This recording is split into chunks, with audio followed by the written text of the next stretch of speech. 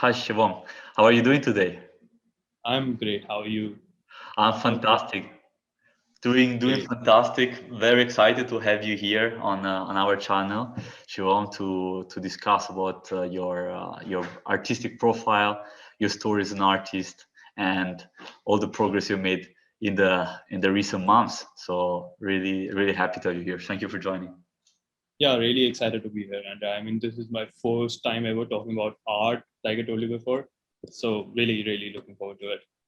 Fantastic, Shivam. So, first things first, you're an Indian artist based out of New Delhi, right? Yeah, that's right. Fantastic. And so you have always been living in Delhi. Your life, you've been based there. Yeah. I was like born and brought up in Delhi.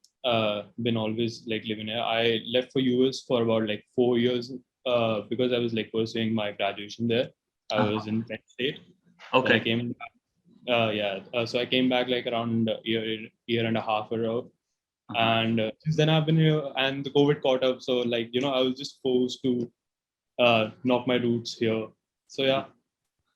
Okay, fantastic. And I mean, we were talking before the interview that I've been to Delhi, I've been to India, and well, firstly, I would like to say that to anyone that has never been to India, you need to be there. It's a magical place, very unique. That's definitely a word as I associate with India, and with a massive tradition also in the arts. Yeah. In Delhi, also it's full of influences of different generation, different also conquerors and people that went through Delhi. You have a huge influence of Islamic art, the Mughal and yeah, and so on and so forth. So I was really wondering what has been your influence or the influence that the city of Delhi has had on you, on your passion for art. uh Delhi, in like you explained it like better than I could, to be honest. Delhi, as you told, it's like a mix and match of cultures. So you get a thing from here, you get a thing from there, and that's what sparks creativity for me. I mean, for me, it did. So in that sense, you could say that Delhi guided me towards like the creative end of mine. But coming down to the technological and everything aspect, like yeah, you could say Delhi kind of pushed me towards it, and you can actually see the influence of the Indian culture in my uh, the renders quite, like if you dig for it. Like I wanted to keep it very subtle because the community is very global. So I didn't want to focus just like one culture and one religion. But yeah, you could say so. Okay, yeah, that's very interesting, and yeah, definitely, uh, you can see, and for everyone watching, you will be able to see the artistic influences that Shivam. That, by the way, I've been calling you Shivam all of this time, but your let's call it your artistic name is actually 3D Spartan, right? Yeah, 3D underscore Spartan. Yes, and actually, since we're mentioning it, tell us a little bit about the story. You're from India. You're mentioning the Spartans from ancient Greece. What about the connection? How does that come about? Yeah, so about that, it's actually mix of both. So it started like from the very young. I was very inspired by all the warriors and everything, because like as you explained, being part of Delhi and being part of the culture, they throw all of these things at you, and then just I just wanted to put light upon the fact that everyone just fights their way through life. And I don't want to claim that I've done it successfully yet, but I'm doing it, and I believe everyone does it at their own end. So kind of from there, all of I mix and match those, and then just Spartan named clicked me. Like, you could say it defines me, kind of. I don't want to over exaggerate, but yeah. Yeah. That's definitely a universal theme. Everyone goes through challenges in life, and sometimes you need to unleash your inner warrior, right? True. It just So needs to be that way to overcome challenges. Wow. Okay, I didn't know that story. That's very interesting. thank you. Okay, so and why the Spartans then? Why not some other warriors? What about them? I could have, like I told you, I could have gone down the very cultural part and called myself something with a Hindu reference. But like this community is very global, so I wanted to keep everything subtle. I don't want a culture to impact my creativity. I just want like you have seen my renders, Andrea. Yeah. They are very random. They are not following any particular aspect. They have been very random. So We will get to there. I'm sure that in the randomness of them, we can find some very subtle and how to put it. Yeah, some very intentional elements for sure as well. Yeah, So true. So, playing with all of that kind of forced me to keep my name subtle, but I still wanted to, tell my story. So Spartan was like right in the middle. It was just fitting the spot. So I just chose that. Yeah. yes. So what's your connection with the current digital art community? How do you see that? So you mentioned it is a global one, and I fully agree on that. Mhm. Now there are no boundaries; it's just so easy to communicate, just like we are doing now. Exactly. So what's And your perception of the community? yeah, this community is like what I foresee as like the future of art. I mean, with all the problems that we're dealing, like be it like on the global level, the global warming and everything is pushing everything towards like the digital end. And my mom is an artist. I always had like a kind of interest in art, but I never really pursued it and never really took that because I was like more into the that tech kid who just awes and wants all the technological benefits and everything. So when I came across this community, it really like very instantly hit my heart in a very special spot because like it was right. It was aligning my family and my interest with my personal own interest. So that was the personal end of it. And when I think about this community on a global aspect, I mean, I sure believe that this is the right thing, and this not even the right thing, but like this is where the direction is heading. And now with NFTs and everything coming in the broader picture, I mean, yeah, it's just solidifying the framework of the whole 3D community more and more. So yeah. Yeah, and for me also, from my perspective, there is a huge a key element of the community is the interactivity of it. So Yeah. you see that on some specific channels like Discord, Twitter, etc. Artists are really interacting with each other, something that wasn't Yeah. happening before as much, or rather, it was happening in specific at specific times and in specific places like art fairs or specific Yeah. exhibitions. Yeah. Now it's just so much easier to interact at lightning speed, be in touch, be influenced by each other. That's Yeah, true. fantastic. That's actually a boon. That's Yeah. that's true, and that's like influences this community way too much. I mean, the fastness and like you can get your critique right when you upload things, and people are seeing your things everywhere from the world, and they have their own perception, and they yeah, like it's more accessible now. You could say that Right. with 3D community. Yes. Yes. And this instant feedback you're mentioning is very interesting. You just can improve so quickly compared to before. Uh, Yeah. also, also because and that's something that is not mentioned enough, the portability of digital art. As an artist, you can just take your laptop and start producing art wherever, whenever you want. You don't Yeah. need physical materials. It's just so much easier also for you to go around. That's Yeah. that's huge. And finally, something that I think is super fascinating, and I would like to hear your opinion on this, is the entire political aspect of the community, of the digital art community. Very often I see that there are a lot of artists, lots of players in this sphere. They try to almost conceive or come up with a different way of structuring the system we're in. Give you an example. Now there is a lot of criticism with some dynamics happening around the digital art world, the NFT world, the NFT art, let's say. The fact that it's heading toward some dynamics that we saw in traditional art, such as this very hierarchical structure where only the biggest, the wealthiest, the most renowned artists profit from the arts, and vast majority are just relegated to being unknown and being hidden. So and people try to challenge this very Yeah. proactively. So how do you see this? See, I see it with a very different perspective. I see it like it's a change. Any kind of change pings in the start. It's because you have to get adjusted to it. So it's a change, definitely. NFTs and it's a very recent one. So people are rattled. People have their own opinions, their rights and their wrongs, their lefts and their rights. But and coming down to what you said, like the biggest and the baddest artist, they overtake the market. I mean, they literally went and did some things that was needed and that was appreciated by everyone else. I mean, that is art. So I mean, they did their part and then they're getting paid for it. So I mean, and that's everywhere. It's called competition.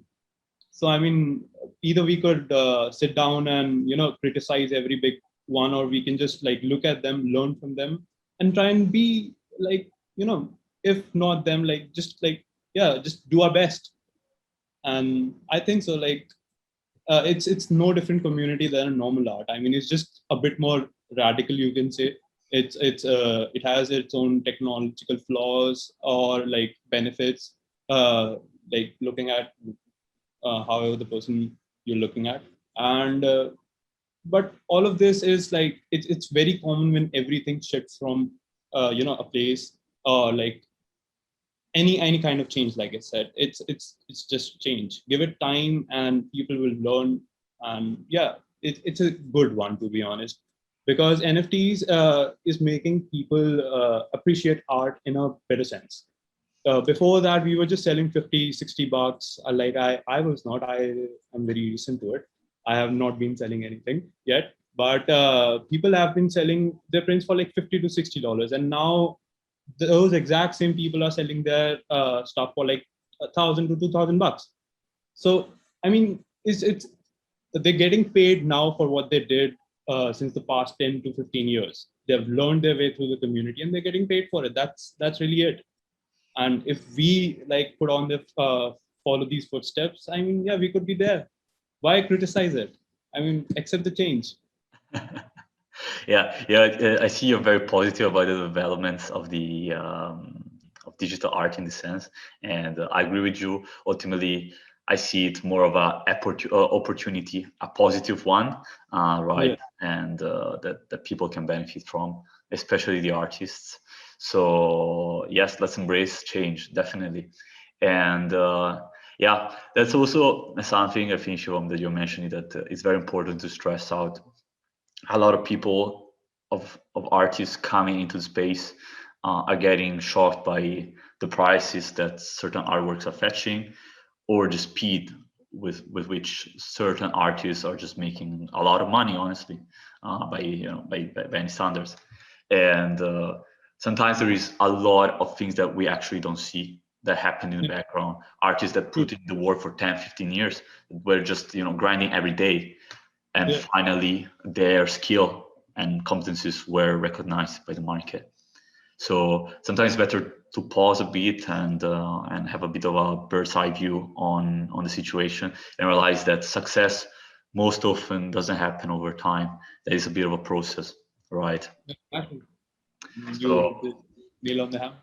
Yep. yes, exactly. So better take it easy, and yes, and so you were mentioning, Shivam, that you've been actually producing art for relatively little time. Yeah. What I'm was very, the, sorry? I'm very new at this. I'm very new. It's been like 6 months. Uh-huh. And Yeah. but what was this? What was this? The sparkle that got you into producing art? Because you were exposed to art for the longest time, right? It was Yeah. you mentioned your mother is an artist. Yeah. Uh, like she's a traditional artist. Yeah, Yeah. And like you so, right here. okay. Yes. So if you want to learn more about Shivom's mother as an artist, let us know in the comments below. Uh, Happy to host her. So what was the sparkle you think that made you start out making art? What was it? To be honest, it was like, I'm not even gonna sugarcoat it. It was people. I saw his work one day. It was like right before he got like famous and everything, and he got into NFTs. It was not like even the NFTs time. I just saw his random video on a YouTube channel, and from there I just started following him. And like I told you, and the situation, lockdown forced me to stay at my place. So I was kind of watching him for a month and a half, and I was like just looking at him and was wondering that, I mean, I can try and do it. I mean, I can give it a shot. But dude, when I opened my laptop for the very first time and started digging, the best thing after about a month I could come up was a donut.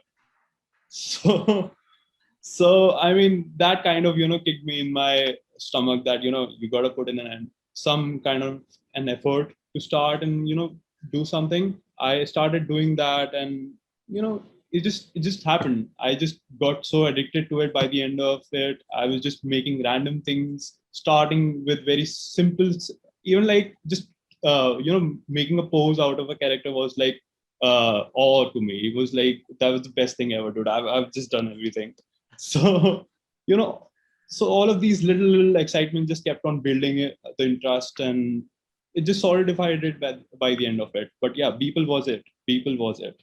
I Wow. just saw it, and yeah, I just started.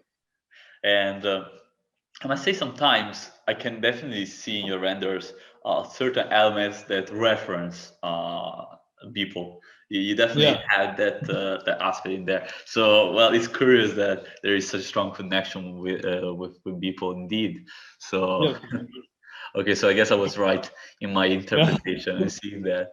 And something that you were mentioning before that I reckon may be coming from people is some of the themes. So in a lot of your on your works in your renders, you can see specific how to call them sceneries yeah, that when you first look at them, you're really a bit yeah, exactly. It's like a punch in the stomach. You're like, what's happening? What am I looking at? Right? yeah.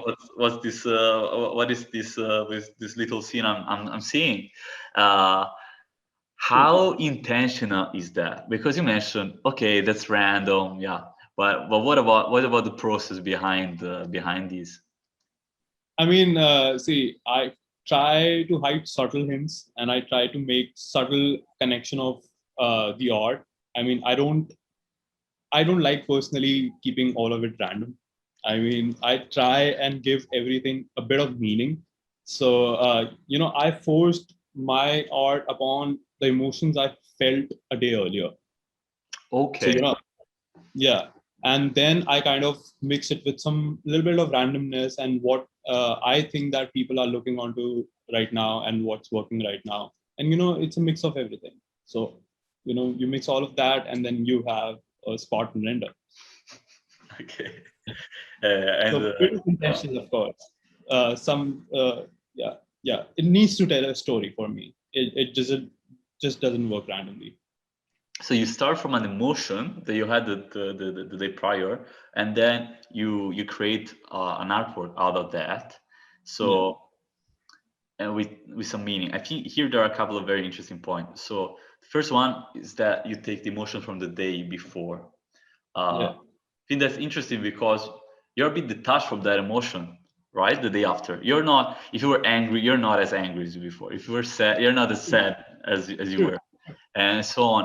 So you try, I guess, to rationalize a little bit the emotion, right? Yeah, yeah. I mean, you're correct. I mean, you don't feel that emotion anymore, and that's like the best part about it, because then you can think freely about it. Yeah. When you're feeling that emotion, you just stick to that emotion. You are just in that zone. But once you get out of it, then you can, make certain things up, and your brain starts working. Then I believe it works for me then. So that's kind of like how I do it. Okay. And what about the story you try to tell? Um, could you give us all, for example, an example of a story that you try to tell with an artwork? I think that would be interesting Sure. also to understand what's happening in your mind when you go about it. For sure. Like you have seen my render, that Woody's Nightmare, I Yes. believe. Yeah. So that is my one of the favorite render I've did like till now, and it depicts like how like a child, you have your imaginations and everything is a gloomy world. Everything is just nice and everything just works out.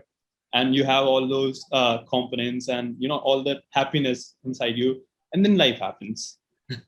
Life happens and things happen. So, that render very well depicts like how a child, gradually sees life. I mean, you still have all of those components from your childhood. You still have all of those things affecting you all through your life, but then life changes things too, like which you have not thought about. And those things certainly are not like the best in the first view. I mean, they could be something like, I mean, yeah, it could be the worst of the worst situation that changes you. So that artwork very well depicts like how, things are not how your parents tell you. if Yeah. I if I don't sugarcoat it. Yes. And I try to depict that through that render. wow, interesting. For everyone listening us, you will see the artwork relatively soon, so stay tuned. And so I guess all of you will find out that in reality, well, life is very different, or indeed. Indeed. Because it's a very, very interesting artwork. Yeah, the first time I saw it, I was like a bit shocked, exactly as I was saying it. Whoa, what is the 3D Spartan trying to tell me now? Yes. Uh, and so Shivam, I would like, we're going towards the end now of our conversation. I would like to ask you, what should we expect from you going forward? How do you see your artworks evolving? I mean, I'm just putting it like a lot. I recently came across photorealism, so you can expect photorealism. I'm working towards that, and yeah, very random stuff, of course. I mean, that's me. And That's your but yeah, signature. yeah, but yeah, also a story. I mean, if you'll look at my render and spend some time, you'll find a story, and I'll try to improve upon that as and how time flies. Okay, fantastic. And I think we can disclose here for everyone as a bit of a spoiler. Shivom's artworks, a selection of these will be released as a collaboration with VirtualPiazza as NFTs. So that's your opportunity to make the artworks yours. So yeah, well, this is definitely a once in a lifetime opportunity. You better grab it as soon as you can, and as long as it lasts. And definitely. And for the rest, you can definitely go follow Shivom on Instagram. 3D, as you said, right? Three at the beginning of the conversation. 3D underscore Spartan on Yeah. Instagram. You're active also on Twitter, right, Shivom? Yes, I recently started digging onto Twitter like about a week ago, and yeah, I'm gonna solidify that too. So you Yes. can follow me on Twitter, you can follow me on Instagram for much All the more channels. content of mine. And Yeah. of course, follow Virtual Piazza to get the visibility on the artworks being released by Shivam as NFTs.